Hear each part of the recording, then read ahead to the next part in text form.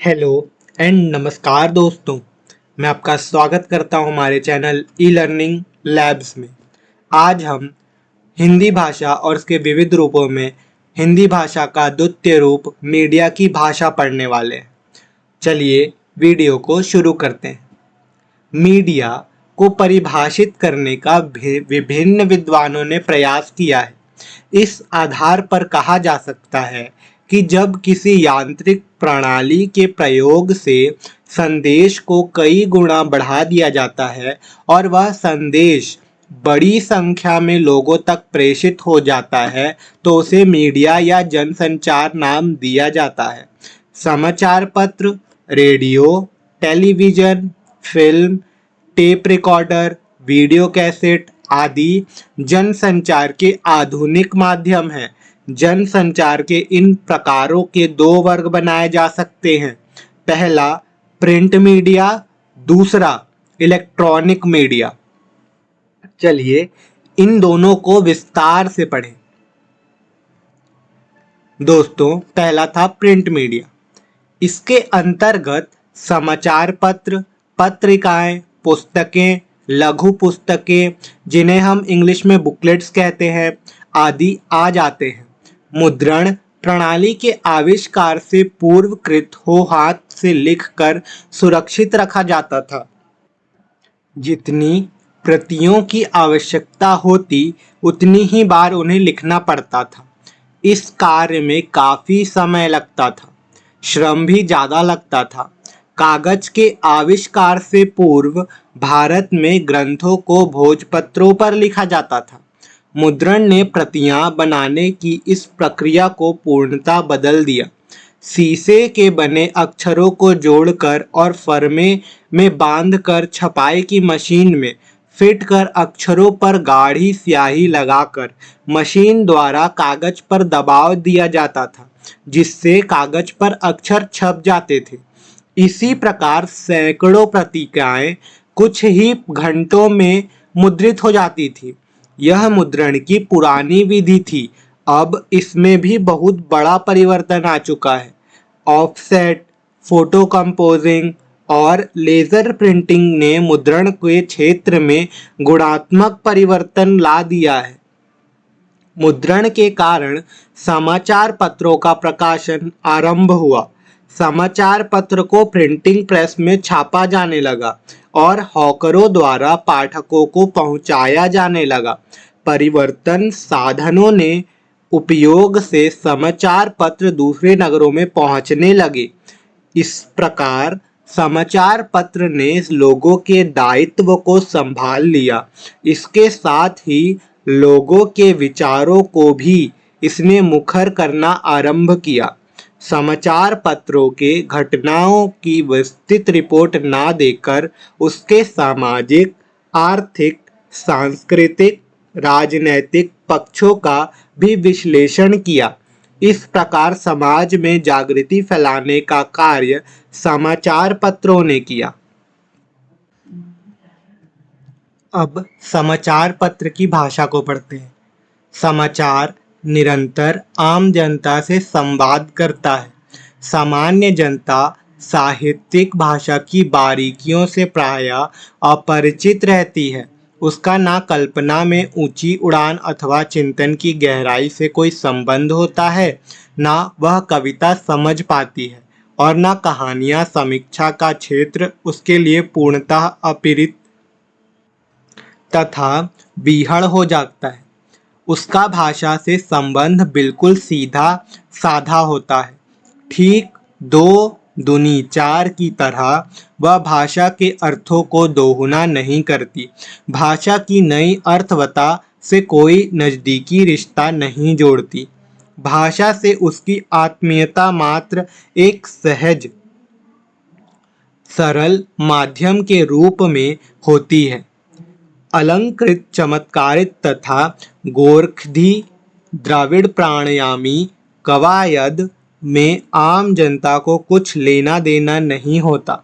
वह भाषा के माध्यम से समाचारों को दुनिया में पहुंचती, अतः समाचार पत्र की भाषा अपने पाठकों के बौद्धिक स्तर को ध्यान में रखकर निश्चित की जाती।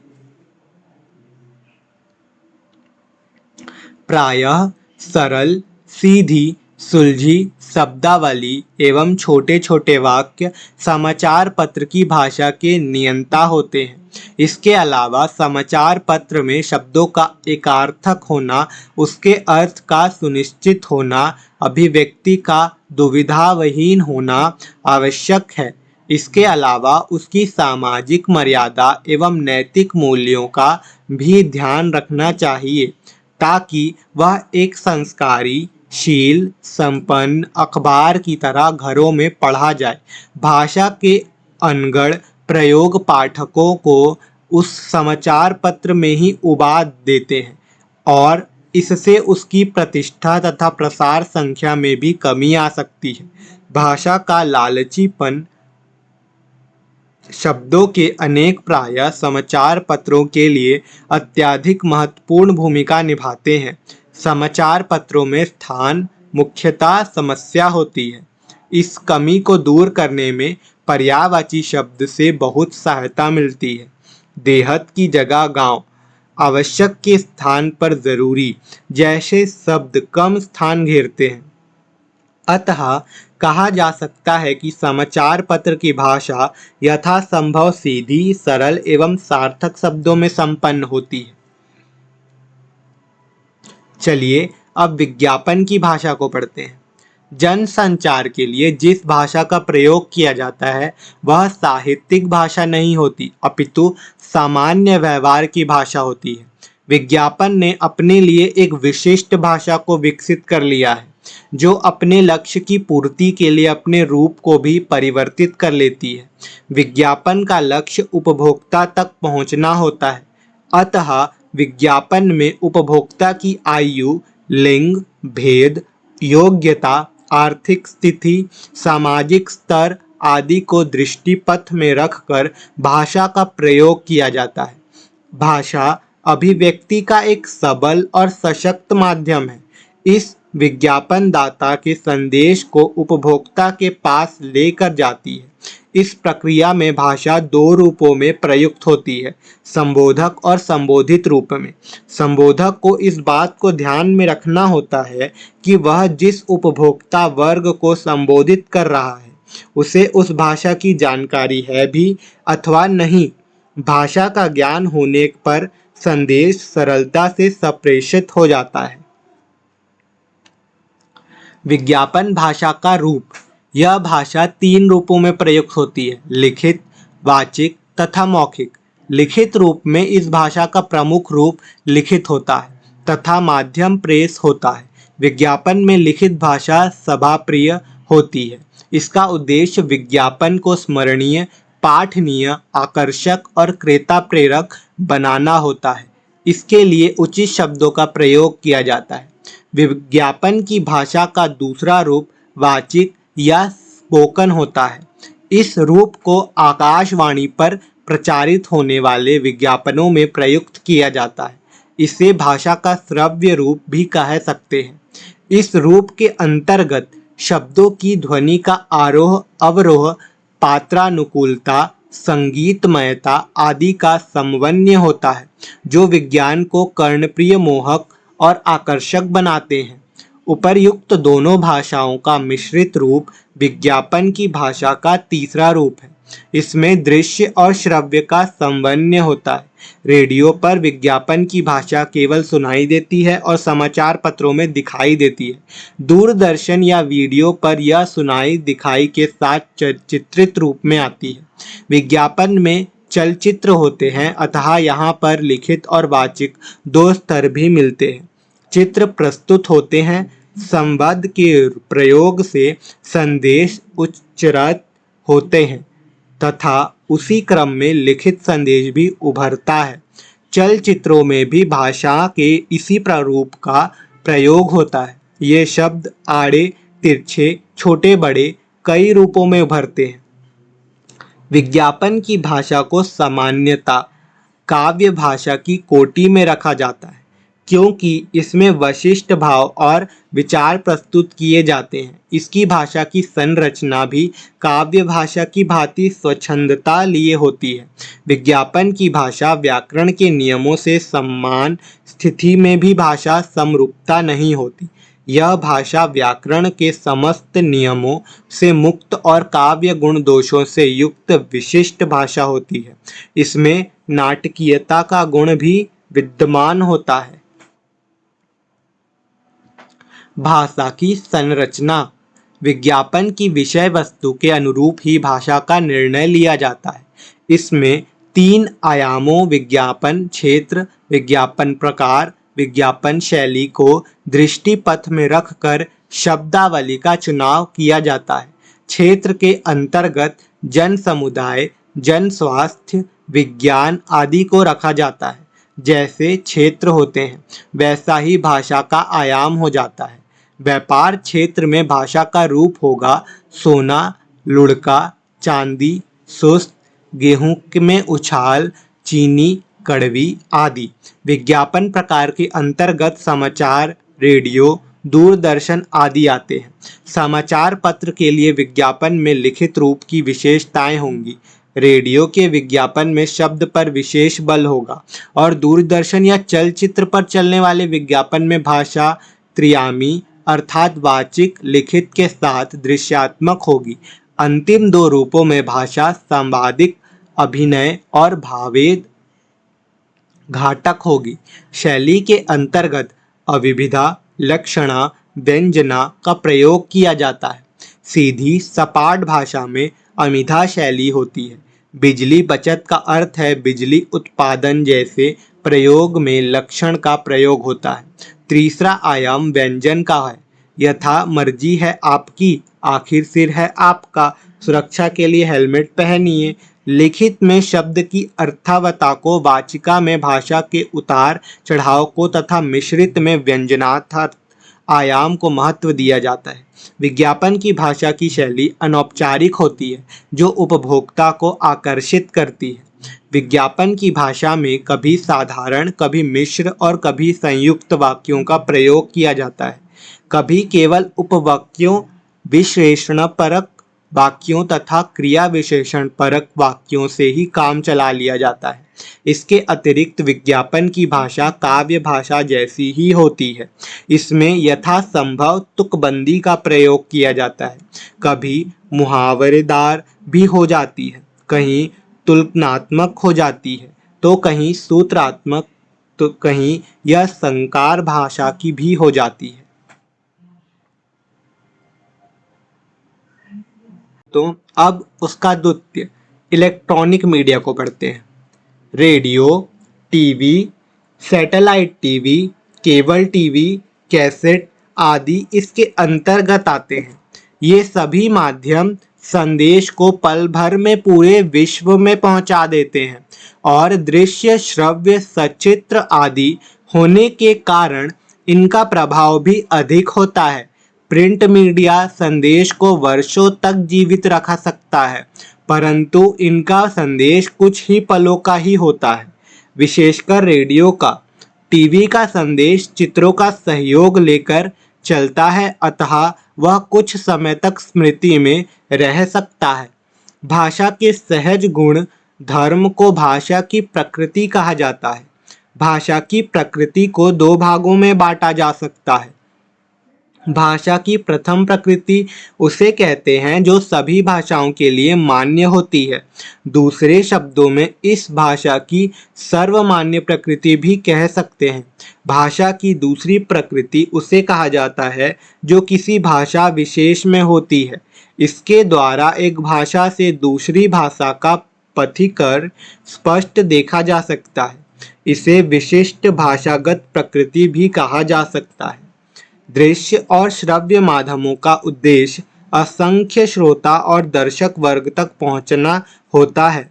इन लोगों में शिक्षित, अशिक्षित, बाल, वृद्ध, बालाएं, महिलाएं, ग्रामीण, शहरी सभी प्रकार के लोग होते हैं। सभी का स्तर एक जैसा नहीं होता। इन सभी की प्रकृति भिन्न होती है। दृश्य और श्रव्य माध्यम इन भिन्न प्रकृति के लोगों की आवश्यकता की पूर्ति करते हैं। मनुष्य उस वस्तु को अपने शरीर में पचा सकता है जो उसकी प्रकृति के अनुकूल हो। अनुकूल होने के पर वह शरीर में रोग या विकार उत्पन्न कर देता है। भाषा की भी इसी प्रकार की स्थिति है।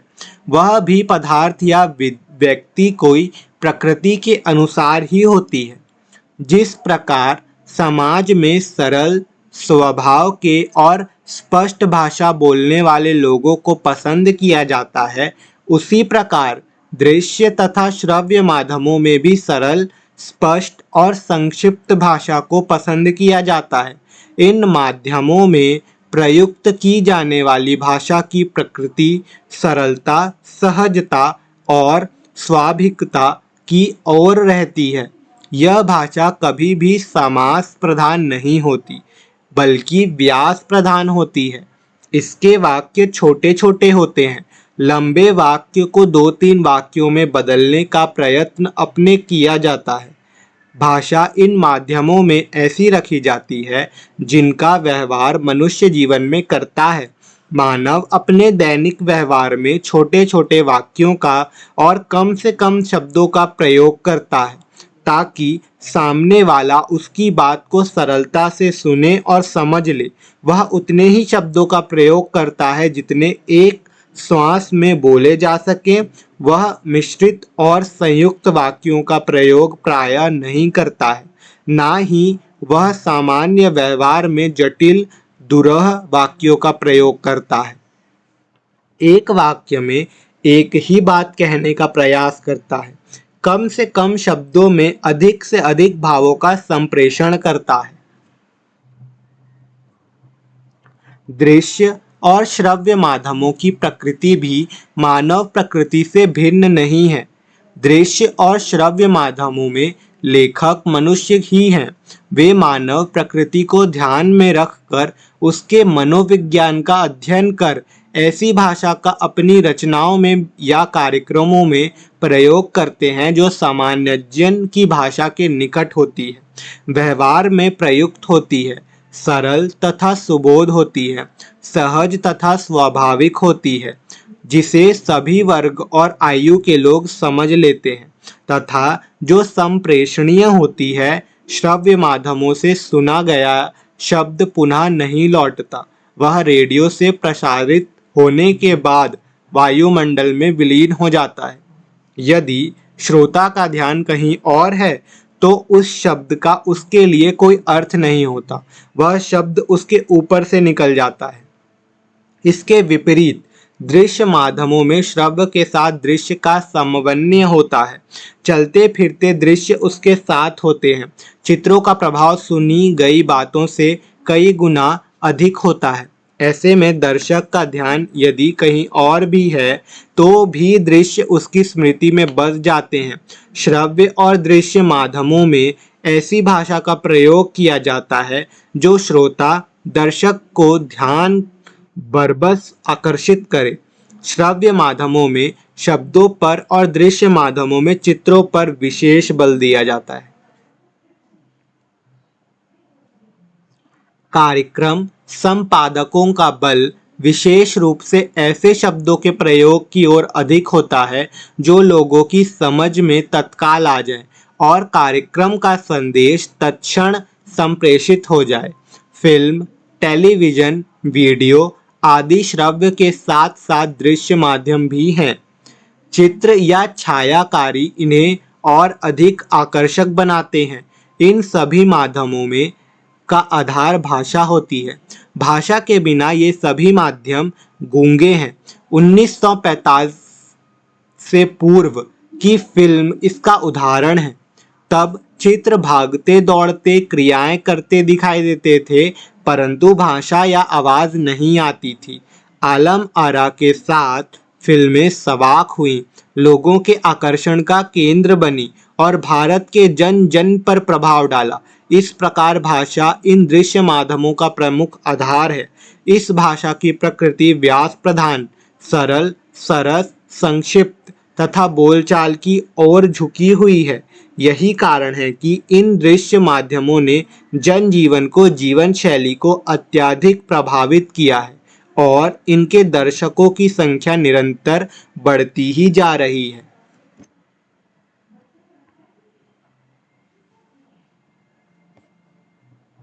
मौखिक भाषा की प्रकृति। रंगमंच, फिल्म और रेडियो के लिए लिखे गए नाटकों में काफ़ी अंतर होता है, क्योंकि जो सुविधाएं रंगमंच और फिल्म के नाटकों को उपलब्ध है वे रेडियो नाटक के पास नहीं होती। रेडियो नाटकों में दृश्य तत्व नहीं होता, उन्हें काम के लिए लिखा जाता है। दृश्य तत्वों के अभाव को उसे श्रव्य साधनों में से पूरा करना पड़ता है। श्रव्य साधन केवल 3 ही हैं: भाषा, संगीत और ध्वनि प्रभाव। इन तीनों का आधार ध्वनि है और यह अभिव्यक्ति का सशक्त और सबल साधन है।